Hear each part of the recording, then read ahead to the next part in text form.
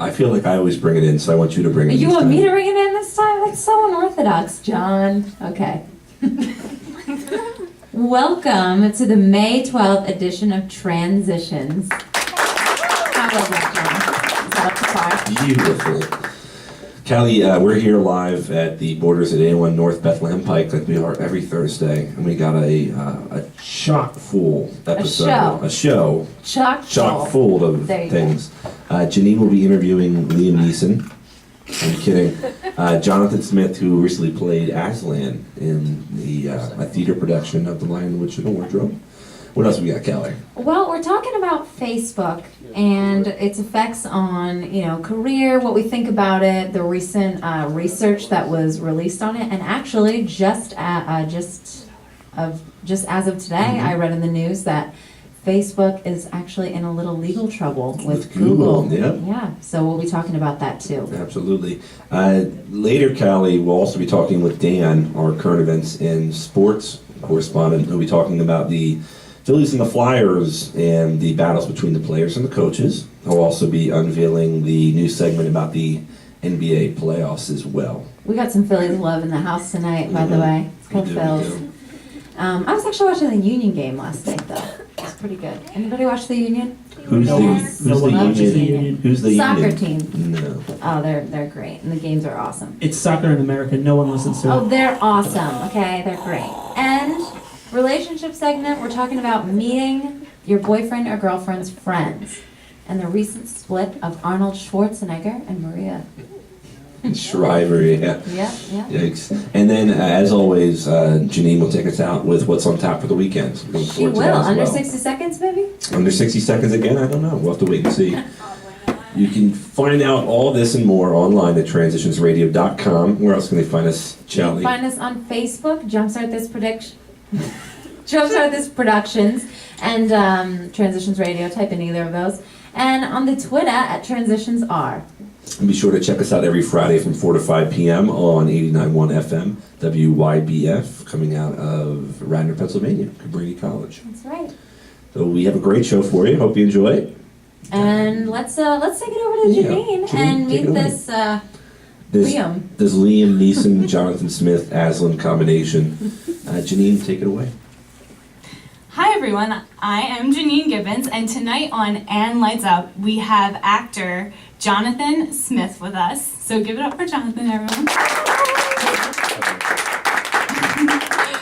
I just saw Jonathan this past weekend in a wonderful production of The Lion, the Witch, and the Wardrobe. So with the first Drama Troupe in Quakertown, PA, and it was very, very good. Actually, a couple other people from Transitions were at the show. Our videographer, Danielle, shout out to you, and Noelle. So, yeah, let's just go right into it. Thank you for being on. Oh, no problem. You're welcome. So you played the lead character, which is always a good thing. Yeah. Aslan, the lion, the king of beasts. So my first question tonight is what is it like playing such a heroic character, especially an animal and not even a human? How do you get into that? Well, it was a little weird playing an animal because you had to really prepare. I lived outside for 2 weeks before the play. Have you seen the Big Cats movie that's coming out? Yeah, I have. I'm actually in that. I'm one of the Oh, congratulations. just preparing for the role. Well, I should have plugged you like that. Yeah. No, it was a lot of fun. Just normal stuff. Lots of running through the lines. I watched The Lion, the Witch, and the Wardrobe, the movie, probably 50 times. Preparing for it, really channeling Liam Neeson through the voice. So, yeah, it was more fun than anything. Yeah, I mean, you did do a really good channeling of Liam Neeson. It came out it's so funny because I have to say, for the people who weren't there, I saw you changing the set pieces in your lion costume, and I was just waiting for it. I was like, what's this gonna be like? I'd never seen the play version of that. I've seen the movie as well. I love that movie. But then you opened your mouth, and it was just the booming voice. So before we go any further into this interview, I'm gonna have to ask you if you'd be willing to do your favorite Aslan line like, or just one about, I mean, if you feel comfortable, of course, but we really appreciate it. Well, I think my favorite line was probably when Aslan kind of like gets all up in the witch's face when she's like, "How do I know your promise will be kept?" You know, and he turns around and he's kind of like, "You know that when Aslan makes a promise, it will be kept." And he roars. But that was dubbed in. I was not a good roarer. Oh my god, no, don't even say that, because actually at that exact moment when you roared, it was a sound clip, but you mimed it perfectly, because it was like a full roar, and then another roar, and then a half roar, and you even got the half roar. And a lot of people would have just sped up, you know, so. No, it's good. Well, thank you for that. And then maybe just a transitions radio in the Liam Neeson way? Yes. And then we'll move on, I swear. Let me see. You're listening to Transitions Radio. I love it. Thank you so much. Awesome. Well, it is a pleasure speaking with you, the voice. All right, so my next question is, what was it like working with a cast that the ages ranged from 6 years old, I believe, to like adulthood? What was that experience like? It was different. The plays that I've done before have been more adults than children, so it was challenging because a lot of the younger kids, you know, they'd run around. They were almost like a human prop. You know, you had to constantly figure out where's Simon? Where'd he go? He's coming up. You know, but honestly, I think the middle schoolers were the hardest because they were kids from the Quakertown Drama Club, and so they all knew each other, and so they would all, you know, start talking and, you know, about stuff that went on at school that day, and their cue would come, and it would be like, they'd be, "Oh, Jenny was telling me about Joe," and, you know, and we'd be like, "Hello, Peter, you're up, buddy," and they'd be, oh, yeah, okay. So, yeah, it was more of a challenge with them, I think, than even younger kids, and reliability too. The kids, it was amazing that they would just not show up. I'm like, it's dress rehearsal. You should be here for your part. But it was amazing. They really pulled through, and you know, as you guys saw, I think it came out really well in the end. So. I agree. It did come out really well, and everybody did, you know, they knew their lines, they were into their roles. I think that was the major thing that really came from that performance, is everybody was just so into it, especially the little kids. Yeah. Because it's almost like, one of the ladies who was working there was saying this, like, it's almost like make-believe for them. Oh, yeah. So, that is so cool. They worked so hard on their last little guys. He would tense, like waiting for his line. And he'd prompt the other kids. If the other kid didn't say his cue line, he'd be like, hello. Your line is up so that I can shout at you. See, those are the kinds of people I love. I mean, they're great. That's always good to have that one person who knows what everyone else's part is. A stage manager in the making. That's funny. Yeah. All right, so my next question is, well, you kind of already answered this one, so maybe I can semi-skip it. But do you believe in watching the movies to prepare for a role? Like, because some actors are like, oh no, like that's cheating or whatever. Do you think that's okay? Yeah, I think so. The play that we did was technically based on the movie, so I think watching the movie definitely helped capture, because a lot of the lines were similar. And I've never actually heard of a play version of Lion, the Witch, and the Wardrobe being done before, so I didn't have anything else to like base my role on. You know, and the books are good, but it's, you know, plays are so visual, you know, that it was nice. And especially, I mean, I keep coming back to the Liam Neeson voice. From my perspective, I looked like Cowardly Lion from, you know, The Wizard of Oz. So in order to make it less or more than a comedy almost, you know, you had to really get that voice, and so watching the movie was an integral part of, you know, preparing. Well, you did a good job. I mean, that's definitely what I thought. I like leaned over to Noelle and I was like, oh my gosh, he sounds just like Liam Neeson. So that is very cool. So outside of this play, you're a filmmaker and you're going to school for nursing. Tell us a little bit more about that. Well, my dream has always been to be a major motion picture director. But when I was about probably 17 or 18, I realized that you have to be really good to make it, you know, big, and they'd be able to support a family, because I want to have a family. So I figured I'd do nursing because it's very flexible. It's a lot of different fields, and I've abilities that you can do and focus on that still give you time to pursue other hobbies. So I figured I'll do nursing and then, use that to make a living and then pursue filmmaking on the side. And so many people do that who are transitioning. I mean, I'm doing that now. Like, I love to act and I love radio, but I have a job as a receptionist and I love it. So it's a lot of fun. That's cool. And then you have your passion. I think it's good. It's a good balance. Yeah. So, and it's so funny because I actually have a friend who's doing the same thing you are. He's going to nursing school and he's acting at the same time for the same reason. So it's just funny. It's like a pattern on transitions, and he's been on as well. Cool. So thank you for continuing it. It's a good Absolutely. one. So what other things do you have? Well, let me ask you this. You have 1.5. Okay, so my last question, I'm gonna make it a two-parter, but where did your love of theater and film come from? Like, what's been the inspiration for you to get into these things? And what upcoming roles or films do you have on the horizon that we can look out for? I think my love of acting and performing stuff came from my dad.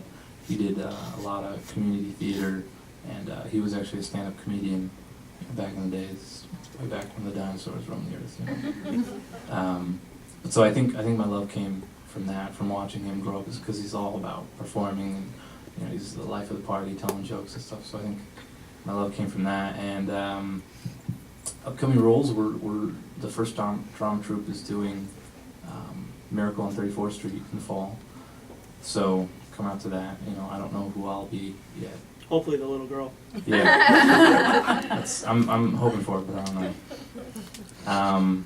And then I'm also hoping over this summer to make a second installment of my D-Team movie, which it's a movie about an elite team of like SWAT guys who use Doritos as a terrorist suppressant.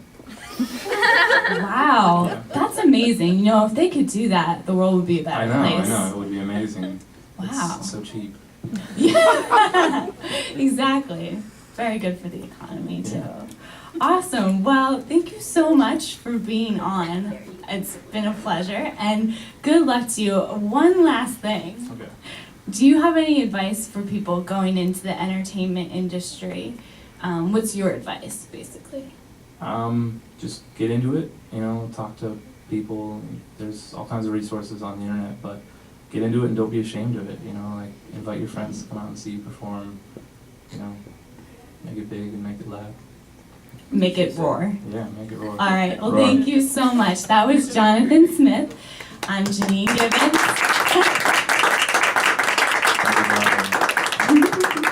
Your arts and entertainment contributor for Transitions. Kill the lights. Back to you, John and Callie. So yeah, tonight we're talking about Facebook, and actually, we'll get to the Google issue later. The first thing I want to bring to everyone's attention, I'm not sure if everyone's aware of it, but the Consumer Reports recently came out saying that millions of Facebook users are actually underage. And I took a look at the Chicago Tribune. They had a bunch of quotes from the actual Consumer Reports article. The magazine said it estimates that 7.5 million of the 20 million minors on Facebook are younger than 13. So there's 20 million minors and 7.5 million are younger than 13. More than 5 million children in this group are 10 and younger. And the magazine said it projects that 1 million children were harassed, threatened, or subjected to other forms of cyberbullying on the site in the past year. So that to me is an outstanding piece of information. And once again, it comes back to the internet needing some sort of regulating and nobody knowing how to do it. John, why are you laughing? That's a touchy issue, regulating the internet. Facebook, I think when you sign on, I signed on when it came out when we were still sophomores in college, which was back in the day. That was late. I was like senior in high school on it. Really? What? Yeah, I was talking to people. I didn't have a cell phone until I was like 23. My mom had like a lock on it. I'm kidding. Facebook asks you, are you above 13? Ooh. Yeah, but I think you just check a box, or maybe Who would lie? you make your birthday 1927, and then Who would say that they're under 13, that they're 13 when they're not? Derek, when he goes to Everybody. chat rooms. Everybody would. But it's a huge issue, especially with cyberbullying as well. What does our audience think about the whole Facebook security deal, having to say that you're older than 13 before you log in? Do you think it's effective? No. No? No, it's straight up not effective because all you gotta do is click a box and boom, you're over 13. Remember, everyone on the internet is 10 feet tall, 300 pounds, and looks like, Zeus, on the internet. It's all fake anyway. And just to make a point, one of the recent cases that was featured in newspapers everywhere, I think it was from Archbishop High School, or Archbishop Ryan, I don't know all the names around here, but it was an athletic director. A student reached out to him on Facebook to ask if he could help him get his cleats or get something out of his locker that was locked in there past the closing of the school. The athletic director agreed that he would, and then began asking the kid for sexual favors and asked him to be quiet about it. So not only that, but kids are. There's so many things I feel that need to be regulated. Teachers being on Facebook, and a lot of people have brought up the idea of a separate Facebook meant for younger kids. Face tablet, maybe. That's a huge leap, though, going from, hey, can you get my shoes, to, hey, sexual favors? There had to be something in between there. There had to have been like, hey, do you want to meet after school? There's got to, it can't just be like, hey, Callie, can you grab my shoes out of my locker? Facebook made me do it. It was a string of messages. I mean, I didn't quote word for word. I don't know these people. I wasn't involved in that string. Callie was the moderator. But there's a lot of issues too going on with children, obviously, but also with people in our generation, our cohort, with posting pictures online. Mm-hmm. Maybe having your friends say, hey, it was funny that you did A, B, and C, this weekend, and maybe it was, not too friendly, things that you don't want your grandmother to know. Yeah. But now it's on your Facebook wall. It's for the world to see and your employer to see. So when you're trying to find a job in this tough economy, how do you match that kind of thing? I mean, do you guys think it's something to look out for as a part of our generation? I do, not just for employers, but to bring it back to the younger children, like family members, like cousins. Like I have a cousin who's 13 who's on Facebook. Hi, Allie. And, I don't want to put anything up that's going to make her, question the fact that I'm somebody to look up to, and anyone, I'm friends with my aunts, my uncles, everybody has Facebook. So it's a matter of what you're comfortable with people knowing about you. And it's hard because then, Callie was saying in one of her discussion points, it's not always you who posts the things, it's somebody else, and then it becomes so much of the norm, but it's really hard to censor yourself when there's just this thing there that says, what's on your mind? You know what I mean? I feel like I think it's a norm. Yeah. It's a norm among us, but I think there's one or two pictures of me drinking a beer on Facebook. And my cousin I just added, and I went home for Mother's Day. My mom thinks I'm a rabid drunk because my cousin is telling my mom, John's on Facebook drinking or something of that sort. And, It's problematic, and that's actually something that I wanted to address. Let's see, I have it in here. So Facebook, it allows users to post photos taken of their friends. And my only issue with that is that friends can't get the photos taken down when they find them unflattering, upsetting, and annoying. And I've actually looked into this because there's, just because you untag yourself, which if anybody out there doesn't use Facebook, means you take your name off the photo so nobody can associate it with you if they don't know you. It's still on Facebook. It's still on the internet. And I think you can click to report it, and then you have to say why you're reporting it. And you're not allowed to you simply, if you say it's unflattering, they're like, ask your friend to take it down. And my issue with this is there are girls out there, with eating disorders and self-esteem problems, and saying that a photo is unflattering is not just an easy fixable problem for them. In some cases, in some psychological cases, that can be the end of the world that picture's on Facebook, and they can't get it down. And then you have to lie and say it's bullying, and Facebook or bullying or cruelty or something like that. And Facebook, it's at their discretion. If they think you're telling the truth, if they think it's bullying, they'll delete it. And if not, you're stuck. And I don't think that's fair. I read one account where it was an older journalist who had a Facebook account, and it wasn't really any illicit photos, I don't believe, but someone had compromised her identity online through the Facebook and had written all these just awful things. When she tried to contact Facebook to say, someone hijacked this, can you take it down? Obviously, there's not a 1-800 number that you can call and, talk to an operator. You can't just call up Mark. Yeah, I mean, you can't say, this is something serious, so therefore your online reputation becomes at risk. And there's actually an industry raised around protecting your online reputation, where they'll flood Google and other search engines with positive things about you, so that anything negative will be maybe on the 18th, 19th page. This is assuming that you only look at the first 3. Whenever they type in John Mim, etc., Transitions Radio. I can't believe that there's a whole industry that just puts, John Mim at Transitions Radio is the best person ever.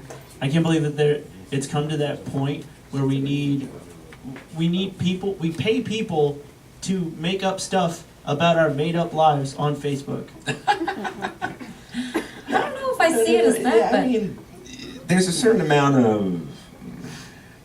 In your presentation online, I think even in like real life, there's a certain amount like that you're willing to share. But when someone takes that over, like if someone would take over my bank account, I would want someone to come in and repair that. They'll give me my money back. Maybe it's okay for somebody who has a career, whose career could be damaged, like a journalist who thrives on an audience that doesn't immediately know her. It's not like the guy who you go to fix your shoes at the mall. Do they even do that anymore? I don't know. But I mean, such a random example of like a service worker, not like your car mechanic or something. Someone everyone uses. But someone who has an online presence and depends on that for their income, I think it's a useful service. I didn't say it was useful. It's depressing that we've come to that point. It's something new. Yeah, admittedly. I just think for young kids that, it takes years of experience to develop morals, to develop responsibility, to develop educated viewpoints. When you're 18 years old and on Facebook, you're not thinking, oh shoot, that picture of me drinking with my pants down probably isn't a good idea. I mean, you think it's funny and maybe you do tag it, but you don't care that it's up there.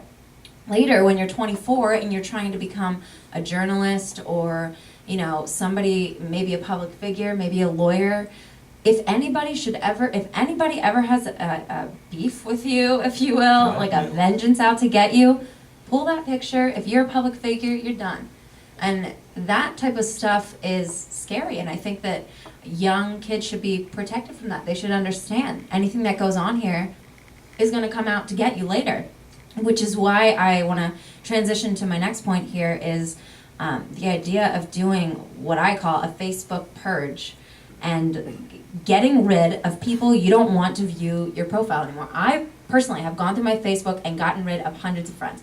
People that I just don't know, that I was friends with because I went to Penn State and we had a mutual network, but I think, I don't want this person knowing what I'm doing with my life. I'd rather promote Transitions Radio through the Transitions Radio website. I don't want my personal page. You keep unfriending me, by the way. Yeah, I know. Why do you keep friending me, by the way? I accept you to be nice. No, but Facebook purge, and it's, choosing to delete certain friends, and then is that going to be an issue later if you're not friends with that person? I think someone in our audience mentioned the drama that surrounds, to quote them, the drama that surrounds unfriending somebody. It's like smacking someone across the face in public is the equivalent of unfriending someone. It is. Yeah, there's 2 reasons that you unfriend someone, like you said. Someone you had class with a couple years ago, you never talked to them, nobody really cares, you're not friends. But then there's that person who you just don't want to be associated with anymore. And I had this happen where I didn't care for this girl. I was like, oh, well, we never talk anyway. I defriended her, and she sent me this long message, 25 question marks. Why did you defriend me? I can't believe I am really offended. I'm like, I don't even talk to you, okay? And she's writing me message upon message why I should friend her back.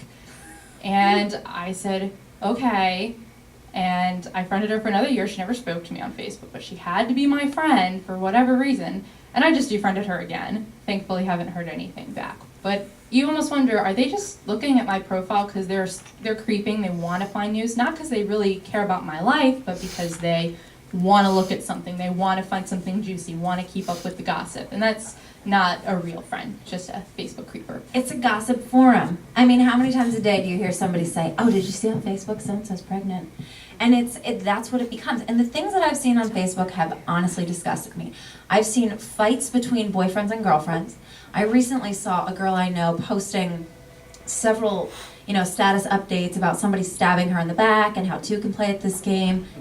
Stuff like that is I don't think kids should be around, and it's sad to see that adults are engaging in it. I've seen, a young mother of a little boy posting pictures of guns that she got, as a gift and bragging about it, breaking up with a fiance and, talking about him on Facebook. Stuff like that is private, and we're basically allowing this forum to, and it's not like I go looking for this information. This is what is popping up to me, Do you think it's going to come to a point where, as more of our generation and the generations behind us become less private, and of course as the older generation goes off to the nursing home? Everyone wave.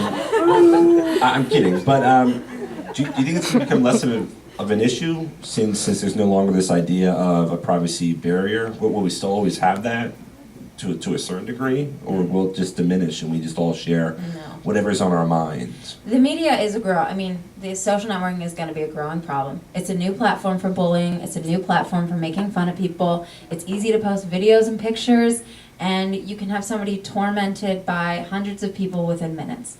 It's the easiest way to bully someone. And I realize there's a lot of positives, which I haven't touched on. Facebook is great for connecting with friends and families. Share pictures of a grandchild with You can, but is that grandparents. creepy, or is that okay to post pictures of your young kids on there? I think it's gonna toughen people's skin. With hundreds of people being able to attack you in a minute, I think you're gonna be able to resist all those people. I mean, the same way you get through elementary school where it's only your 30 kids in your classroom that you got to deal with. Now it's a couple hundred, so people are just going to adapt. You know what I mean? And I get that there's going to be an overload of, there's so much.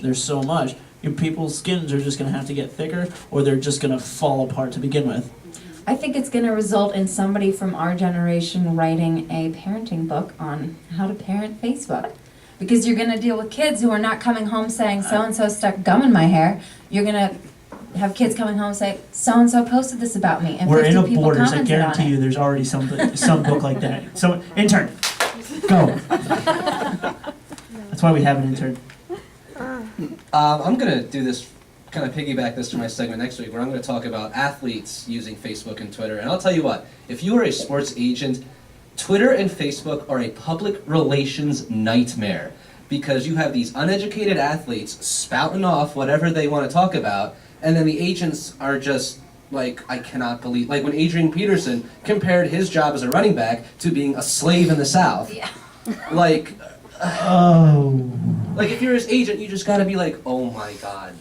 Rashard Mendenhall last week said, well, maybe we should hear Bin Laden's side of the story. Like, are you kidding me? Yeah, some things are best left unsaid, and I think that's the problem. Facebook and Twitter are, what are you thinking? It gives people, it gives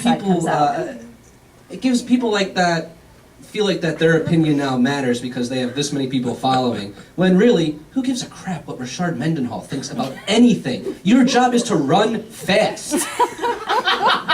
I follow the Bible. Oh, by the way, he already lost a major sponsorship for posting that, so good job, idiot. Dan Schmidt, everybody. All right, guys, so we're bringing it in this week to talk relationships, and I know we got off topic last week because we're awesome at that, and we started talking about how crazy it is to meet your boyfriend or girlfriend's friends, and what are the rules for that, and how do you react if friends don't like each other. Janine's prison tattoos. What do you do? Janine's prison tattoos, which is why she didn't hit it off with her boyfriend's friends. They knew she was a murderer, so, all that kind of stuff. What do you do if you're a murderer and you're meeting your boyfriend's friends? No. One for the homies. Well. Really, though, what are the rules for meeting friends?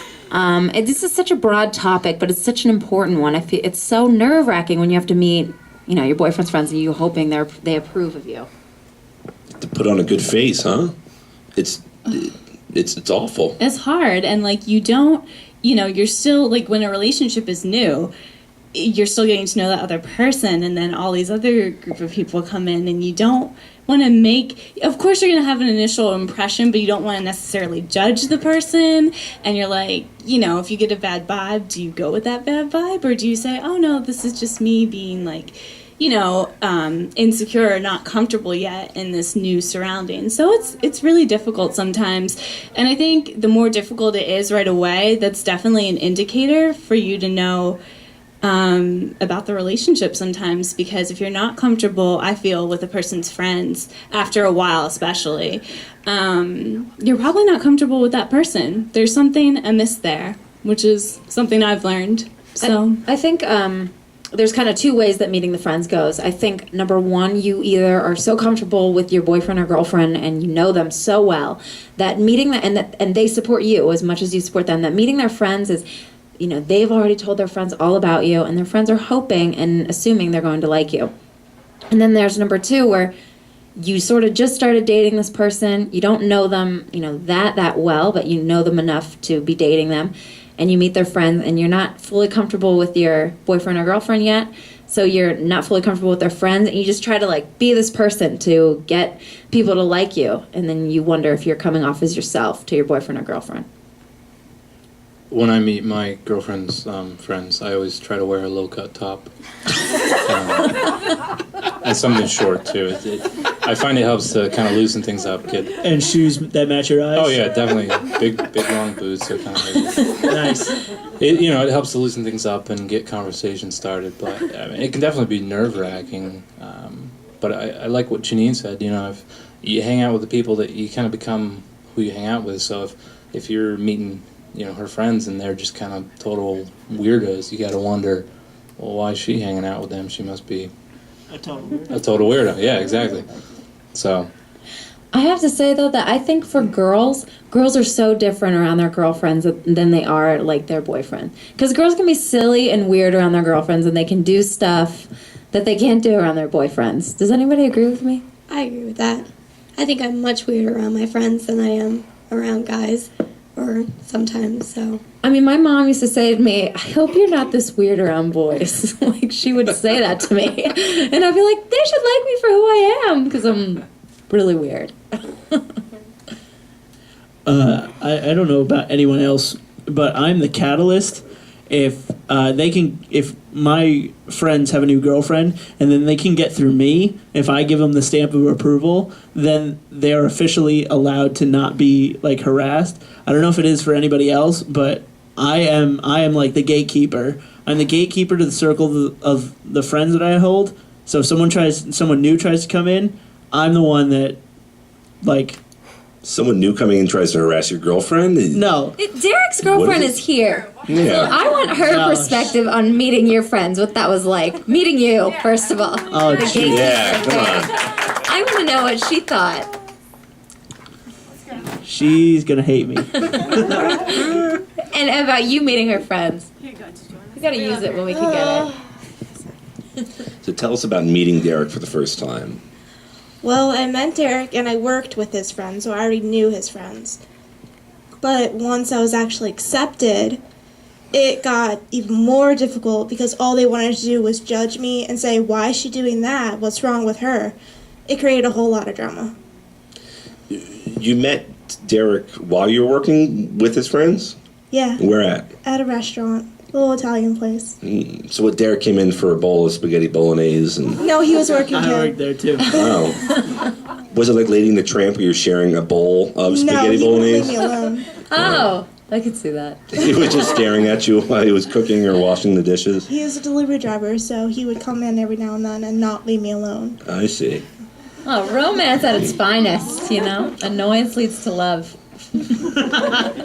So Derek's friends gave you a lot of trouble at the beginning? Yes, they did. They did. And how'd you deal with that, Derek? How did I deal with that? Derek is notably quiet during this segment. Well, I have a car ride with her later, so I don't want to get hit. No, to air our personal laundry, we kind of had a little bit of a fight, and then we just kind of realized, I kind of realized how stupid I was being, and then everybody else kicked the friend that was kind of being the D-bag, kind of like filling my head with all these thoughts. We kind of kicked him out of the group, and then everything has been right as rain since. Excommunication. Nice. Pretty much. That's a way to go.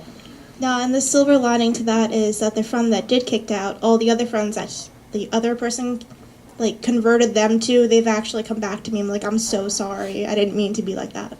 So it worked out. Happy ending. Good. Wow. Your friends sound like a tough crowd. Boys. Some of them. The one was, everyone else is pretty cool, but, the one guy was, like I said, a total D, so. Well, I don't know. And what Conversation killer. I mean, for girls, I think I'm surprised. It sounds like that was more of like almost a girly thing for guys to be judging. I feel like that's a girl thing. Usually, girls are filling other girls' heads because it's out of jealousy or something like that. And we think you can do better. And like I said, I don't think that really exists of being able to do better unless you're dating somebody who lives in a box. Even still. I want to clarify something. I am totally the girl in the relationship. So there's no two ways about it. I'm definitely the girl in the relationship. Your girlfriend's like, yeah. So just to clear that up. Things just got tangy, by the way. They got tangy. Palpable. I've never had an issue with any of my then shut up. girlfriend's friends. You're the lucky one. You're the 1 out of 100. Yeah, smooth sailing for me too, I gotta say. All right, shut up, both of you. I mean, I think naturally there's any tension when you start changing yourself because you're in a relationship now, and that dynamic shifts away from who you are with your friends and to who you are with this new person. But I think that's you growing. So it's a growing pain. That's what it is. It really is, and I think whenever you do meet, boyfriends, friends, or any new people, you get that kind of like anxious, nervous. You want everything to be okay, and I found the surefire way to get people to like you is to get them to talk about themselves, because that makes them happy, and they're like, "Wow, I'm so great. This person loves to listen to me," and that's the way to just get anyone to like you. You get them drunk and get them talking. What do you like to do? I don't like to talk about myself, but this weekend, that is true. We got like a minute. So. Well, I don't know. I think meeting with friends is definitely a hurdle, and then comes meeting the family, which is even scarier because that is blood, and you gotta impress those people. So that's definitely a bigger hurdle, which we can probably talk about next week. A few other topics that I want us to talk about, but we'll get into it. And if anybody has any horror stories on meeting a boyfriend or girlfriend's friends, or any advice for people in, not so great friend meeting situations, you can tweet that to me at Callie R. McCurdy, or you can send me an email at cmccurdy at transitionsradio.com. I have like 7 emails. My dad yells at me.